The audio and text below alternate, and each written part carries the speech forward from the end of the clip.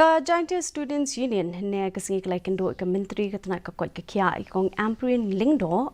bat kila pha ke dor khas sha menteri rangba ban kerpa na u ban Pynthikna ke Jingshong Shngain ju ke jat ban rio Khasi ba Jaintia ke bedan ha block 1 ha bakrem bekla patai khubor hadin ke jingelang u general secretary ke JSU usamla Tray board lang suchen ula kinturu ke Sorkar ban sedangi ke jinge kren hapdeng ke Sorkar Assam bat Meghalaya ban ya penbet ya uput usam hapdeng kini ki arjela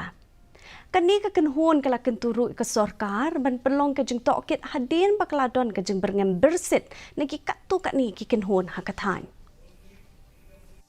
We got a message from the Block 1 area that some people of Khasi would say self-proclaimed social organization or NGO.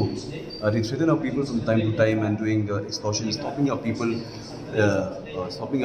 in, I would say, in terms of movement. You know, the border demarcation is going on right now, and we feel that the Block 1 area of that supposedly to belong to the state of Meghalaya. And we wanted the government to take it very seriously and to help out the people of Khasi, Jaintia and Block 1 to retransfer back the Block 1 to the state of Meghalaya.